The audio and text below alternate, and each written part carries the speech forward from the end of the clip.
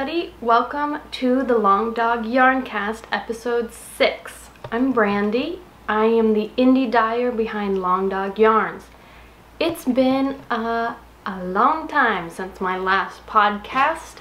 Things got a little bit busy with work related things, with all the shows that I had going on and all my dyeing commitments.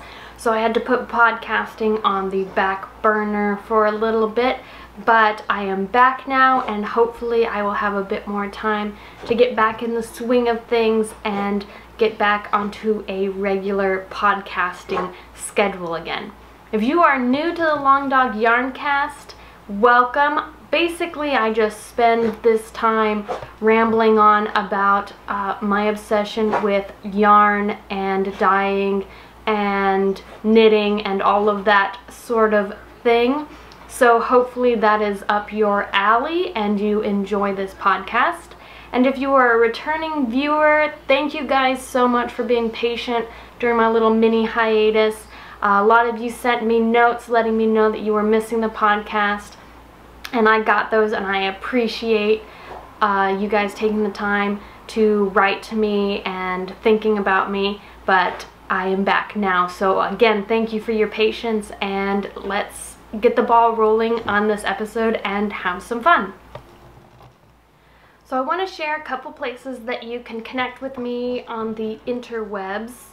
You can find me on Instagram at LongDogYarn, and you can also find me on Ravelry. I have an account there under username Broken Hallelujah, but you can also join in and chat and enter to win some great giveaways over in my Ravelry group, which is the Brandy Velton Designs / Long Dog Yarn Ravelry group. I know that's a giant mouthful, but if you type in some combination of those words, hopefully you will find the Ravelry group and join in there.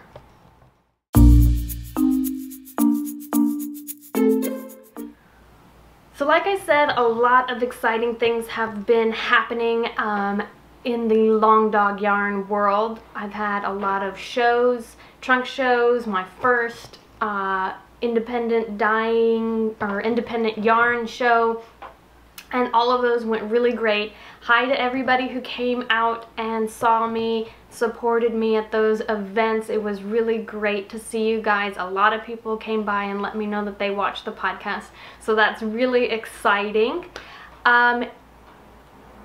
Yeah, so that has all gone great, and thank you guys for your support through all of those events.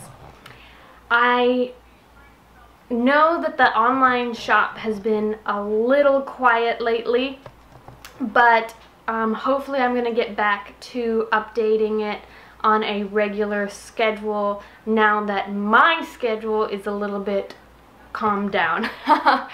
So I will be hopefully announcing another shop update in the next couple of weeks, but the big shop news that I want to share is the addition of a brand new collection for the fall and winter. So you may have seen these already because I introduced them a couple weeks ago, but these are my Outlander-inspired yarns, and there's 5 new colorways, and I've found doing these shows and talking to people, it seems like there's 2 camps. You either love Outlander and are obsessed with it like me, or you have no idea what I'm talking about and have never heard of Outlander before. If you are in the second camp, let me give you a quick rundown. Outlander was originally a series of books, or it is a series of books. I believe it's still going on and there's more books being added to it. And the books are by Diana Gabaldon. And then they have recently started adapting the books into a TV series that is on the Starz network, and it just began its 3rd season. It's kind of hard to explain what Outlander is like in just a few words, but it is basically a historical fiction slash romance slash sort of fantasy series. I have only read the first book, but I'm completely obsessed with the TV show. So I was recently binge watching seasons 1 and 2 to get ready for season 3, and I got really inspired by the characters and the scenery, and got the idea that I would do an Outlander-inspired collection for my fall colorways. Most of season 1 and 2 take place in the Scottish Highlands, so a lot of the colors are really perfect for fall. And I want to go ahead and give you a peek at those and talk a little bit more in depth about what my exact inspirations were for these 5 brand new colorways. So let's dive right in. I'm gonna start with, we're gonna go in order of seasons. So my season 1 inspired colorways are dedicated to the 2 main characters of Outlander, Claire Beecham Fraser, or I guess it's Claire Beecham Randall Fraser, and Jamie Fraser, who are the 2 main characters. So the first colorway I'm going to show you is called Sassenach in the Highlands. And if you aren't familiar with Outlander, Sassenach is a term used by the Scottish characters to describe somebody who is an outsider, who isn't Scottish. So Claire herself is an English woman, and when she time travels back to Scotland in the 1700s, she is referred to as a Sassenach. So this color is Sassenach in the Highlands, and it's inspired by Claire and the Scottish Highlands, of course. And so I used a lot of the colors that Claire wears in her dresses when she arrives in Scotland on her journey. So you can see the greens, of course, are inspired by the colors of the Scottish Highlands, and then you have oranges, browns, and deep greens, which are tying in many of the colors found in Claire's dresses. And I have to say, if you don't watch this show, the costume design is fabulous, and it also features many gorgeous rustic knits, so that is another reason to check out the series. So this one is Sassenach in the Highlands, inspired by Claire. And then of course I had to have a colorway inspired by the handsomely rugged Highlander Jamie Fraser, and that is Clan Fraser. So for this one, what I pulled as an inspiration was, of course, Jamie's gorgeous red hair, which you can see in the deep orange speckles here. And then I pulled colors from the Fraser tartan that Jamie wears as leader of Clan Fraser. So you've got deep greens, some blues, and some browns speckled in there as well to symbolize Clan Fraser. So this colorway is Clan Fraser, and of course it pairs very nicely with Sassenach in the Highlands because they go together very well. So those are my kind of season 1 inspired colorways. Season 2 takes us to the courts of Versailles and Paris, and for season 2 I drew on that storyline quite heavily for my season 2 inspired colorway, which is called Dragonfly in Amber, which, if you are fans of the books, you know that the second book is called Dragonfly in Amber. So this colorway, I drew a lot of inspiration from the court of Versailles and the really rich colors that are found in the Parisian sets. So it has a really golden yellow background, which was inspired by Claire's super gorgeous golden dresses and cloaks that she wears a lot in Paris, and real big shout out to the costume design for that part, because those were absolutely fantastic.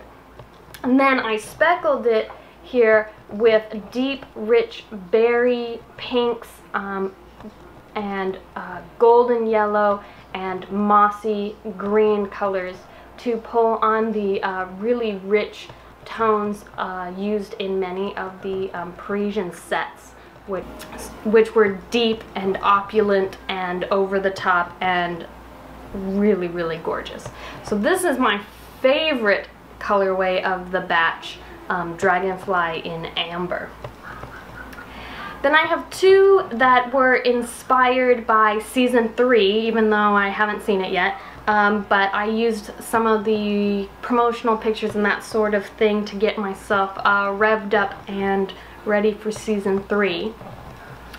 The first of my season 3 inspired colorways is Through the Standing Stones, which draws a lot of color inspiration from the main promotional poster for this season, which shows Claire and Jamie on either side of the standing stone that Claire travels through, and they are separated at the start of this season, pining for each other. So I used that photo to draw inspiration for this colorway. So I started off with a kind of stony gray brown base, and then I pulled a lot of the golden and deep blue hues that are in that photograph on the stone, and then speckled it with deep gray and green speckles for the moss that's on the standing stone. So this one colorway is Through the Standing Stones.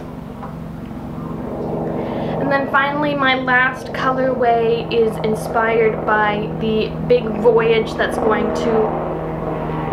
Can you hear that helicopter? Oh boy, that's like 5 times a day on my house, because I have 2 highways close by, so the traffic copters are always flying over. But back to the pretty yarn.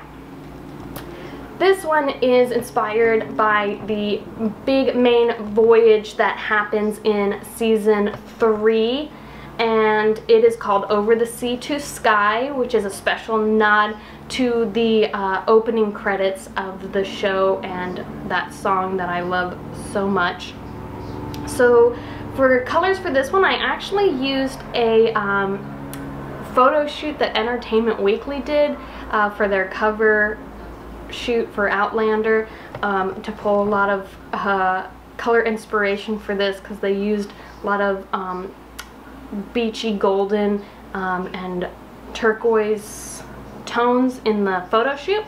So this one I used, it's got a blue, kind of a blue purple base with gold speckles, teal speckles, and blue speckles in there as a nod to the Caribbean adventure that the characters are going to embark on in season 3. So this one again is Over the Sea to Sky. So that's all 5 of the Outlander colors. They will be added to the shop throughout the fall and winter, and maybe beyond, because I love them. So you can look for them in shop updates. I am working on finishing up the pre-orders that I had done for these colorways, and I've tossed a few extra skeins into my dye pots as I work through each colorway. So there will be a small number available in the next shop update. Probably not this week, but the following week. So if you want to get your hands on any of these Outlander colors, be sure to check out Instagram to get an update on when the next shop update will happen, and so you can grab your favorite Outlander color. And I am still thinking about adding a couple more colorways to this and expanding the collection maybe a little bit more as we go on. I've talked to a couple other Outlander fans, and we've been brainstorming what colors I might add. Maybe a red for Claire's famous dress when she goes to the court of Versailles, and maybe wait and see if I have any other color inspirations from season 3 as the season progresses. So if you have any ideas, if you're a major Outlander fan and you have any ideas of colorways that you'd like to see added to the collection, let me know. I'm always looking to get some more inspiration from fellow, what do Outlander fans call themselves? Like, you know, like there were like Twihards and Potterheads. I don't know. But yes, any inspiration that you have for some Outlander yarns, send me a note. I'd love to hear it. Our pictures are awesome as well. So that's the main shop news that I have to share. Then I have a couple trunk shows coming up soon. In Santa Barbara, I will have a trunk show at Plume Knits, which is a nice little studio in the Santa Barbara area. I just sent off the yarn today, so hopefully it'll arrive on Wednesday or Thursday. And you can get some more information on that and where to find my yarns at plumeknits.com. And then I will also have another trunk show in the LA area coming up on October 14th. I will be in shop at the Altered Stitch. They will be carrying a small selection of my yarns from October 14th through the end of the month. So that'll be super fun, and I will actually be there the evening of October 14th for a super fun little yarn party that they are throwing, I'm gonna say in my honor, basically. So drop by and say hello if you haven't gotten tired of seeing my face all over Southern California. I feel like I've basically been everywhere for the past like month and a half, but you haven't gotten rid of me yet. So the Altered Stitch on October 14th, I will be there, and I hope to see you there too if you're in the area.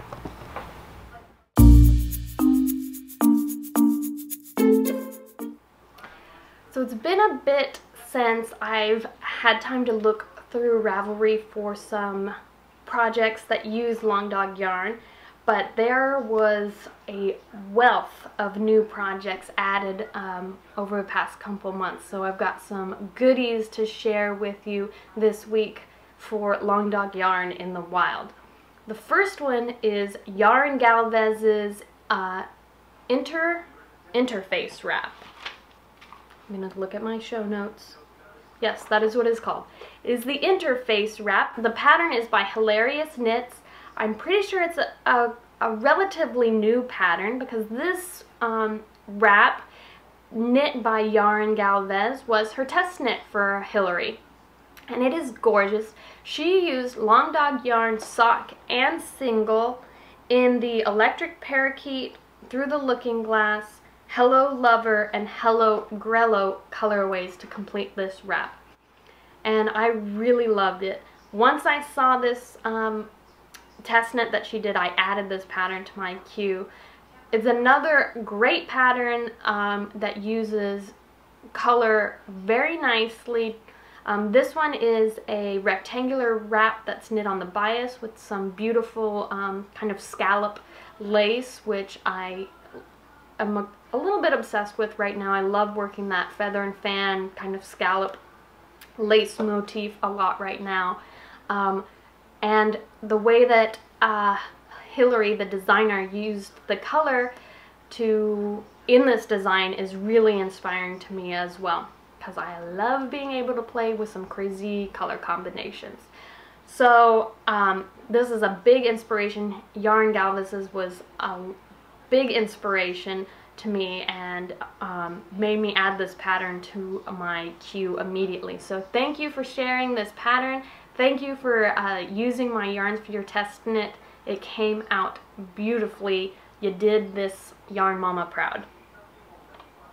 The second project I found is from Dank Fiber, and it is her Hermione Loves Sock Blank Socks. So she used the Hermione's Everyday Socks pattern by Erica Luter, which is a excellent go-to pattern if you want some non-vanilla socks. And she used a yarn blank, a sock blank of mine in the A Unicorn Exploded on My Sock Blank colorway. And this was part of my blank along, which is wrapping up this week, and has been really exciting to watch everybody knit up their sock blanks. Most of everybody that joined in were like blank newbies like me, so that was super exciting. And Dank Fibers socks are spectacular. This colorway, I basically went a little bit nuts because I can do that on a sock blank. Colors that would not work together when I'm dyeing them up in the skein work perfectly in the sock blank. So it's really exciting to see it transform from a blank to a sock, and how the colors play with each other as they move from the blank and into the sock. And this one's really fun and exciting and crazy, just like you'd expect from that colorway name. And so Dank Fiber has already contacted me about making a new sock blank colorway just as crazy for her husband. So that's something I'm hoping to get to this week and have a few of those available in the shop. We'll see what colors come out of me. I've got some ideas in my brain hole, but we'll see what actually ends up in the blank. So look out for those as well. The third project I found is Becca M's Lemonade and Margarita Starting Point Wrap. This is the Starting Point pattern by Hoki Locatelli. That was her mystery knit along earlier this spring. And Becca used Long Dog Yarn Bounce Sock in a lot of colorways. Fig, Hopeless Romantic, Wildflower Bouquet, It Ain't Easy, and the June exclusive colorway. That's a lot of color in one shawl, but it worked up fantastic. It is so happy and summery. It's like a fresh blossom of flowers in wrap form. I think it came out fantastic. I don't know if Becca did this as part of the mystery knit along. If she did, I feel super kudos to her, because she had to choose all these colors having no idea what the actual product would look like or how they would sit next to each other when she's working them up. And that can be really intimidating, at least to me, but it came out fantastic. I'm really jealous of this wrap, actually. I think it's probably one of my favorite things that I've seen made with my yarn. So thank you, Becca M, for sharing your beautiful wrap, and you've always been an awesome supporter of my yarns. So I'm so glad that you can turn them into such beautiful finished items and keep enjoying them. The last thing I pulled this week for to feature is actually an update of a project that I think I showed on the last podcast or the one before that. I can't remember exactly, but it was in progress when I shared it before, and now it is finished. So I just wanted to give an update and show the beautiful finished item. And this is Lioness Ramping's dotted rays shawl that she called her Bloody Bananas shawl. The pattern is Dotted Rays by Stephen West, and she knit this up as part of his fade along that was going on this summer. Not sure if it's over yet or not. But she used Long Dog Yarn Single in the Electric Parakeet and Grapefruit colorways, and paired that with a couple skeins of Mad Tosh, Hedgehog Fibers, and Dream in Color to finish up her total fade. And she's posted the final pictures now, so I can share them with you guys, and it came out so wonderfully. It's like a tropical escape in shawl form. It is so beautiful. I love it so much. So thank you, Lioness Ramping, for sharing the finished object photos. You are a better person than I am at updating your your Ravelry projects. I am so behind on that, but I love your shawl, so thank you for sharing that finished up.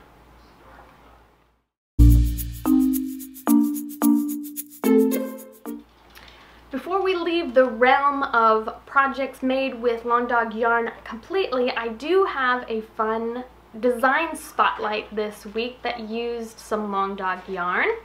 This is the Twist Shawl by Andrea Hilton. She used Long Dog yarn Luxe Fingering, which is my merino cashmere nylon base, in the grapefruit colorway for her sample shawl. And the pattern is now available on Ravelry, so I definitely wanted to give her a shout out. I've been stalking her progress photos as she's been working up this sample on Instagram, and was really excited to see the final product posted. So head on over to Ravelry. Again, that's the Twist Shawl by Andrea Hilton, and grab a copy of this pattern for yourself. It's a beautiful little crescent shawl with some nice cable details to give it a little bit of texture and interest.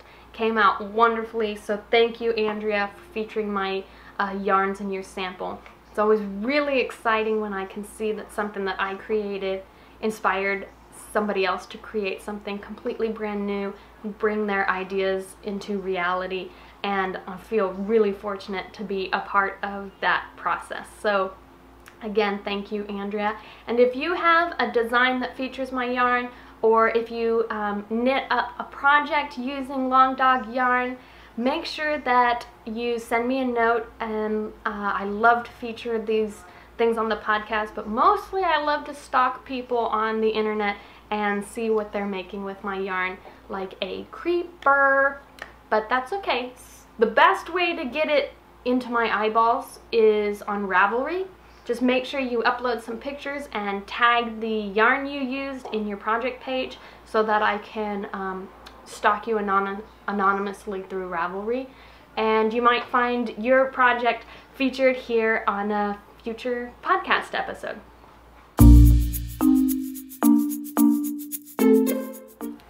So it may have been about 2 months since the last time I chatted with you guys. And you'd expect that in that period I would have finished up a million bajillion projects. No, I finished one. And I probably finished it like 2 weeks after my last podcast, but it's been so long that I haven't shared it. And it feels like this was ages ago. But I finished my so faded, not finally faded, it's finally finished fade, this finally finished fade sweater that I knit. The So Faded sweater, the pattern is by Andrea Mowry, of course, and I finished mine. It's always kind of awkward to show these sweaters on a podcast. Let's see if I can do this. Hopefully this is in focus and I won't have to reshoot this again, but here it is. Here's my finished fade. It's too hot for me to actually wear this, so it's not going on my body. But I did wear it when I had a trunk show at the San Diego Yarn Crawl. Got lots of compliments on it. A lot of people saying that they want to make their own, picking up their own fades there. So hopefully there'll be like a whole influx of new So Faded sweaters that hit the world. In some Long Dog yarn that we picked out at my trunk shows. But the colors that I used for mine, if you're interested in, I started at the top with Sweet Dreams, faded into Coral Crush, faded into Jawbreaker, and finally ended with Dark Dimension. I just used 4 colors on mine.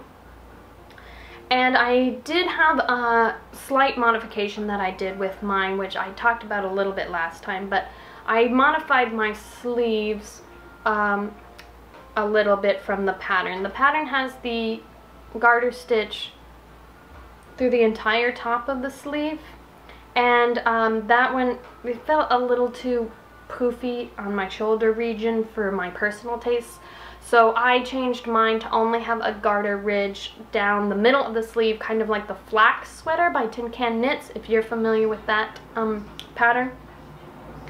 And I continued mine all the way down the sleeve as I went. I think the way I came up with how many stitches to put in this was I did the total upper arm sleeve count. I did like 1/4 of those stitches and just blocked out the center that number of stitches in the center of the sleeve just use stitch markers to keep them separated. And that's how I did that. I need to make my Ravelry project page and upload all that information on there about my modifications and everything. But those are the only modifications I did, just changing the garter stitch on the sleeve. Other than that, it was a great pattern, really easy to follow. The colors did all the work for you, really, and kept things interesting. So I'm really glad that I got a sweater-sized project off the needles. That's like, whoa. And I love it. It'll definitely be something that I wear a lot this fall and winter. If those seasons ever arrive in Southern California, I'm not completely convinced that that exists down here, but I know at least in the evenings and mornings, I can get somewhere out of this. It's all about layers down here, it appears. So my So Faded, finally faded, so faded, finally finished So Faded is off the needles. And that's all I've finished, because I have been horrible about just casting on whatever I wanted. And so my whip pile has grown to about up here, and that's okay. I'm just resigned to my fate as constantly surrounded by whips. But I have decided lately that I'm gonna take a little break from the design side of things. I was just putting too much pressure on myself. I wasn't enjoying it. I'd have all these ideas and then I'd start working on them and I just wasn't having fun. And I was really feeling, you know, the pressure of getting it finished and having to write it up and get it tested and all of the stuff that isn't so fun about the designing. I like coming up with the design. I like knitting it. But after that, it's like paperwork and computer work and making sure all the pictures are pretty. And it was just too much, like it was overwhelming me on top of my dyeing load. It was too much and I wasn't having fun. So now I'm gonna take a break from that and wait until the inspiration hits just right again, I think. And just enjoy knitting things and enjoying the millions and billions of beautiful designs that are already out there and having fun with just knitting again. So with all of that said, let's take a look at my millions and billions of whips that are currently on my needles right now.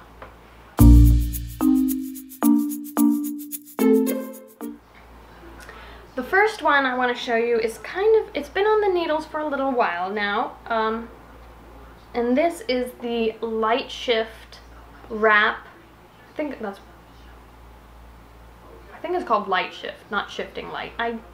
Light Shift. And this is by Hilarious Knits, the same designer who did that beautiful wrap that I featured earlier. This one came out before that pattern was released, and I was working on it before that pattern was released, but I think I'm also going to work on interface once I get this one finished. But this is Light Shift. It is also a rectangular wrap that is knit on the bias. It features a really pretty diamond lace pattern. So the way it works up is you work in one color for a long while and then you start shifting in a different color, and she plays with lights and darks in this pattern, so that's what I'm doing as well. So I'm working on mine right now in my sock yarn, my sock base, and this colorway is called This Delicate Thing. I think I have about 5 more repeats of the lace pattern to go before it starts shifting in and striping in the other color. I'm going to use Sweet Dreams as my light contrast to this one, and so it'll shift into this light color event, gradually fading into it at the end. So I've got a good ways more to go still on this one. I don't know if I'm quite at the halfway point, but pretty close. I'd say I'm pretty close to the halfway point on this one. But the pattern so far has been really great. It's nice and straightforward, which is always good. Sometimes simple patterns are what you need to just let the yarn talk and fall into a knitting groove. So my slow progress through this pattern is nothing to say about the pattern itself, just the fact that I have no self-control. That's what it says about me. But this will become one of my samples for shows and that sort of thing when I'm not enjoying it myself. And I'm really liking how it works up. It's a really nice one that is not completely mindless, but mindless enough that I can watch TV and still keep track of what's going on, or knit it at knit night and not completely lose my place and go nuts wondering what I was doing while I was blabbing. So this again is Light Shift by Hilarious Knits on Ravelry. The second whip I have to share this week is some progress on my Villy Vinny socks, which I had just cast on in my last podcast. You'd think that I would have finished at least one sock by now, but I haven't. I've just turned the heel. Again, not this pattern's fault, just my, what's the word I'm looking for? That I'm easily distracted with knitting these days. But this is a really great pattern. Again, it's free. It's called Villy Vinny on Ravelry. It is free, and it is such a unique, fun way to use a full skein and a mini skein that aren't just the contrasting details that usually you see with mini skein sock sets. But this one uses it to make this lace detail down the front of the sock. It is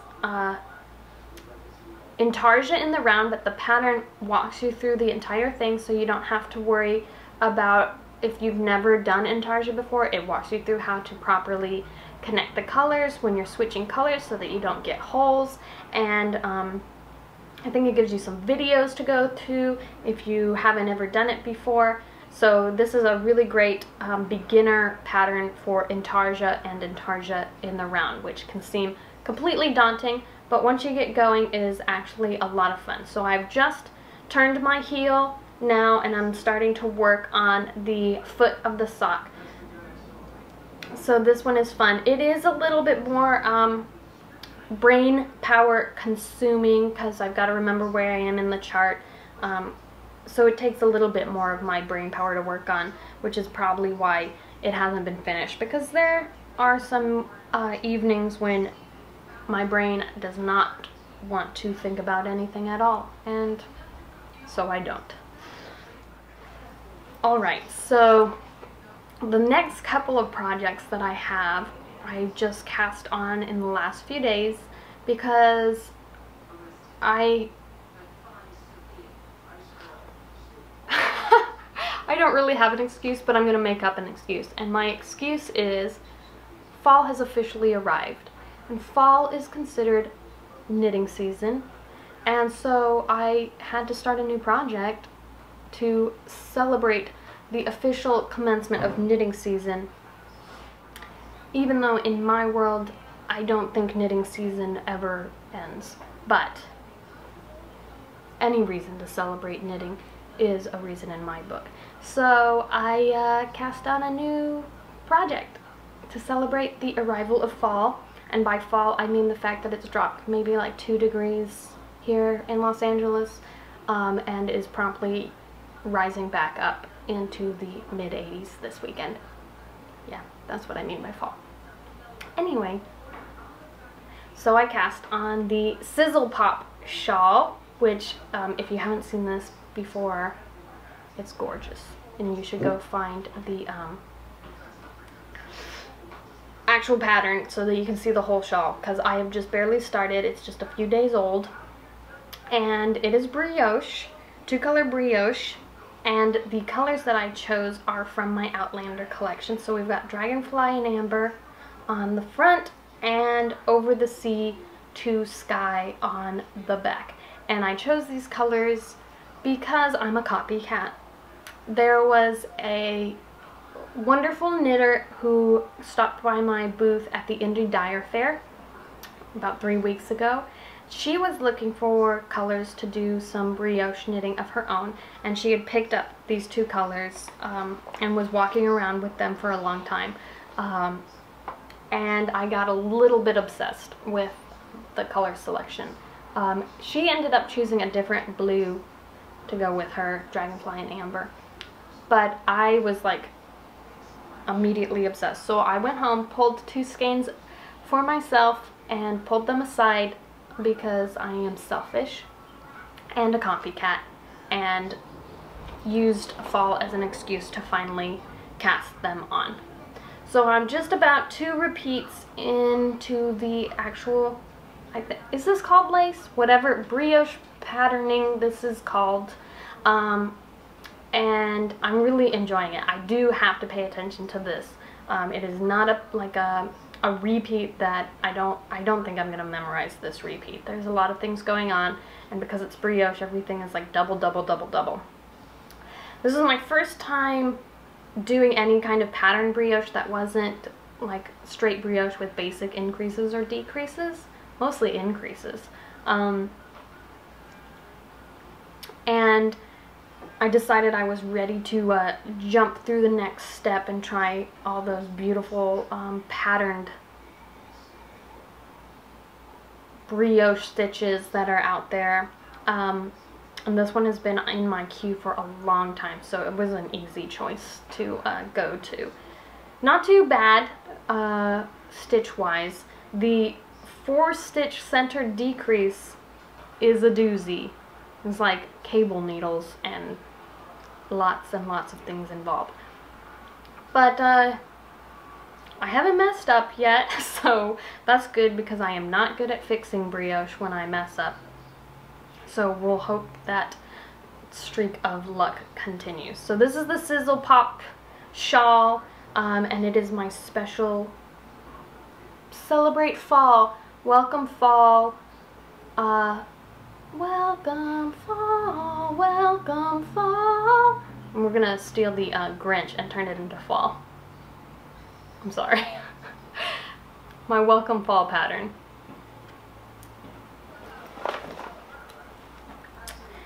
And I have another fall, celebratory fall pattern that I have started recently, just a couple days ago. And that is some Halloween socks for myself. They're teeny tiny still because I just started them, but this yarn is by Knitwise Fibers. It is her Which Better Have My Candy colorway on Sweet Sock, which is a 75-25 merino nylon blend. It is working up in these really cute little mini stripes. From the way the colors kind of pooling together, you get these little teeny stripes, which is super cute. I love this color because it's my perfect Halloween colors, which are black, purple, and green. I am not much one for the black and orange combo, but this one I am all for. I'm using the By the Seine pattern, which has a slight feather and fan motif on the front. Then I'm just working the back in straight stockinette. And you can see my little Betty Progress Keeper flying through the air, which is of course from Truffle Shuffler. So I just started those. I'm hoping that 1 month is enough time for me to finish it up and actually be able to wear it on Halloween. If you want to see what the yarn looks like caked up, here you go. I was attempting to do 2 at a time, and then I didn't want to play around with the fiddly beginnings of 2 at a time, so that's why I have a tiny little cake of yarn sitting here for you to look at. But hopefully I will have some Halloween socks soon. These are kind of my on-the-go pattern that I can bring with me to look like an ultimate nerd when we go out to brunch or out and about in the car. I can get in a few rows. And so, yeah, I've been working on those about the past couple of days. And actually I have one more. I thought that was it, but I forgot. I have one more, and that is my What the Fade shawl. So this is your warning right now. I'm gonna pop it all over the screen. Spoiler alert, spoiler alert.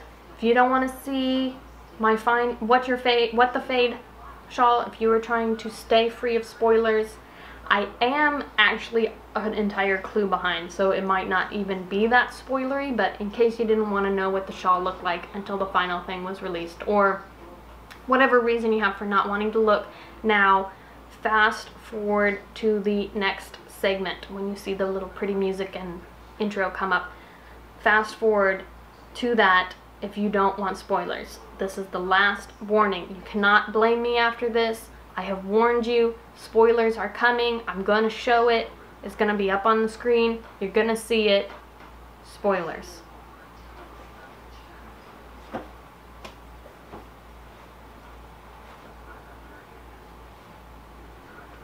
Okay, did you fast forward? Because it's coming right now. This is your last chance. Okay, here it is. So I'm about to start clue 4 down here right now. It's got a lot of stringy things that need to be woven in. Not looking forward to that part, but such is the life of a knitter. So yeah, I'm really excited with how this is coming out. I really enjoyed working on a mystery knit along. I like having the clues to look forward to every week. It kind of like keeps me on track. Not totally, because like I said, I'm a clue behind, but it's like something to look forward to every week. I have a goal to work towards, and that has helped me make a lot of progress on this shawl to the detriment of everything else on my needles. But it's looking really good. So here's the, I guess we're gonna call this the front. Here's the back. And I really was surprised and liked how Andrea played with the brioche section with the 6 different colors. I was expecting something a bit more straightforward, and this kind of surprised me because I would have never put like minty green and purple together, but they actually look pretty good together. That little pop in the background. So pleasantly surprised and outside my comfort zone. Now we're working down here on the garter stitch section, fading in about my 3rd color down here. So yeah, happy with that. The colors that I used for mine, Jawbreaker is the purple here, then Coral Crush is the pink, then Day Glow is the white speckled one, and if I flip it over, you've got Overboard, which is the minty green, Casada, which is the tealy green, and then Bermuda Shorts, sorry, Bermuda Shorts is the blue at the end. So it was a fade from purple to blue, and so I'm really liking how this is coming out. And because I liked doing this mystery knit along, I'm already signing myself up for the West Knits Speckle and Pop knit along. That starts on Friday, so that'll be one more thing that will be added to my needles. I'm pretty sure I'm gonna have to steal a pair of needles from another project because I've got too many things going on right now. We'll see. I haven't looked to see what size needle we need. I don't know if that's been released yet, but I have my colors picked out. Do you want to see them? They're pretty. So it was recommended like a fade from light to dark. So I'm going from Day Glow to Coral Crush. Have you noticed a theme here? To Sucker Punch is going to be my main 3-color fade. And then I've got my pops of minis here. These are just ones that I had left over from my trunk, from my trunk shows. So I've got Epic, Ultraviolet, Quick Fling, Sea Glass, and Granny Smith to pop into those. So I'm excited. I have never knit a Stephen West pattern before, and it'll only be my second mystery knit along. My mom is signed up. She's never done a mystery knit along. She's never done a Stephen West pattern before either. So we will be mystery westing along together this fall. And then maybe we'll have awesome shawls to wear at Thanksgiving. So yeah, I'll be casting that on Friday because I can't help myself. I'm got no self-control.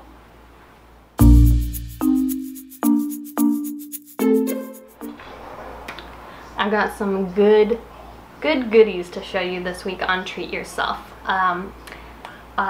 A lot of things that I got at the San Diego Yarn Crawl, and a couple of things that came in the mail since the last podcast. The first two were a mail delivery that I ordered, and these are some self-striping yarns from Scrumptious Pearl, who is a wonderful dyer of self-striping yarns. She's in Canada, and I picked up a skein of hers when I was living in Toronto at the Toronto Knitters Frolic, and I couldn't help myself and got a couple more skeins lately. This one is Sea Glass, and it is on her Stripe Me Up base, which is just a standard 80/20 merino nylon base. And then I couldn't help myself. This one is sparkly, which I don't know if you can tell very well from this camera, but this is Birds of a Feather on her Glam base, which is 84% superwash merino, 16% gold stellina, and it is beautiful. You will see a trend throughout this Treat Yourself section that apparently I am now obsessed with sparkled yarns. So, whatever. So I got these two in the mail a couple weeks ago and haven't cast on yet because I've been working on my Halloween socks, but I think one of these is going to be my next socks because I really like vanilla socks. If I'm going to do vanilla socks, I love them to be self-striping because the colors keep my tiny pea brain entertained, I guess. The other goodies that I got were at the San Diego Yarn Crawl. I was there for a trunk show, but then the next day my mom and I went and played tourist, and I did a little shopping. So the first things that I got were these skeins, which again is probably hard to tell, but they're a little bit sparkly as well. These skeins of Luna from the S. Charles collection. These are Super Kid Mohair Silk and Lorex for a little bit of sparkle. These are going to become a Birds of a Feather shawl by Andrea Mowry. I haven't decided what color I'm going to pair them with, but basically I think I'm just going to copy her. Really like how light and airy her sample shawl is in the white and very light colors, so I might go with Day Glow or Sweet Dreams, something like that. Maybe Pop. I don't know, I haven't decided yet, but I'm just gonna copy hers basically. So I got a couple skeins of that for that shawl. Then I found this indie dyer. She's actually in the Southern California area as well. She's Laser Sheep Yarns, and all of her yarns come with a, like the way she does her colorway names is so super cute. You definitely need to check it out. But all of her colorway names are on these little pinback buttons with a little sheepy illustration. I'm not sure I have the camera's gonna focus on this. Yeah, it's not. Let's see if I can force it to focus on it so you can see it. There it is. Okay, so this one I got, let's see, there, it is Brave Sheep, and so you can see the little Merida pin, or little Merida sheep that goes on the colorway name. Isn't it cute? So here's the colorway nice up close while I have it focused in. Super cute. Again, you can see sparkly, couldn't help myself. The second one I got is actually for Andy, and it is, let's see, it is a Slytherin colorway, so sheeperin, and you can see the little Draco Malfoy sheep there on the button, and so these will become a stripy pair of Slytherin socks for Andy, because I couldn't pass them up. So yes, I could not pass these up. I spent so much time just like digging through her yarns to see what the little button drawing was and the name. So cute. What a really cute way of doing your colorways. So the Slytherin, the sheeperin, is on her laser sock, which is 75/25 merino nylon, and the brave sheep is on her sparkle sock, which is 75 merino, 20 nylon, 5 stellina. So definitely check out Laser Sheep yarns. I basically just want to collect all the little buttons, and then if some beautiful yarn comes with it, it's like an extra treat. So I got those as well. And then I got some cute little accessory things for myself, like this little pouch with alpacas all over it. Super cute sock carry pouch that I can bring with me when we go out and work on my socks. This is by Bink Waffle, and I couldn't pass it up because it was the last alpaca one they had, so I snooped it, snatched it up, scooped it up, snooped it up. I snooped it right up. And it's actually reversible, but the alpacas are so cute that why would you want to? And then the second goodie that I got is this wrist ruler, which is a little bracelet that is a ruler, which is basically perfect for me because I constantly lose my measuring tape. Constantly. Now I cannot lose it anymore. It is practically attached to my body. Like literally, it is attached to me. So super cool. It is just a rubber ruler bracelet. And I looked online, and you can get them at, I think the website is ilovehandles.com. They come in leather, which is pretty nice, and rubber, which is the one I got. So super cool, and basically the only way that I will ever know what I'm measuring or have a ruler with me is if it is attached to me. So I got those goodies. And then last weekend, I couldn't help myself. I went down to one of the local yarn stores here, the Knitting Tree. They were having a trunk show of Forbidden Woolery, who is another great indie dyer. She's located up in Burbank, and Leanne is super nice and makes super beautiful yarn.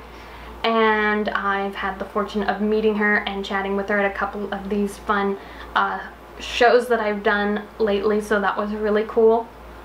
She had a trunk show at the at the Knitting Tree that was her Outlander line of yarn, so I couldn't resist. I had to go check them out for myself, and I left with some beauties. The first one I left with is Leary, and this is the colorways Leary, and it's on her Pride base, which is sparkly. What is going on? It's like I am like a crazy bird who cannot avoid these sparkly yarns. But this one is 70% merino, 20% nylon, 10% stellina. Beautiful teal blue. That's going to become some sparkly socks for me someday. I have to say, this goes to show how great Leanne is of a dyer, because I actually hate the character of Leary on Outlander. She is a beep, but this is a beautiful color and I could not pass it up. So yeah, love this. And I left with 3 skeins of this colorway, which is her version of Dragonfly in amber. And hello, can we talk about how gorgeous this is? I picked up all 3 skeins that were left. This is going to become a Pomme de Pin cardigan, which has been on my queue for forever, but this, once I saw it, it like clicked magic in my head. This needs to be a Pomme de Pin.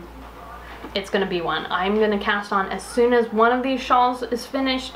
Any shawl on my needle is finished. I'm gonna cast on this palm to pin because I'm super excited about it.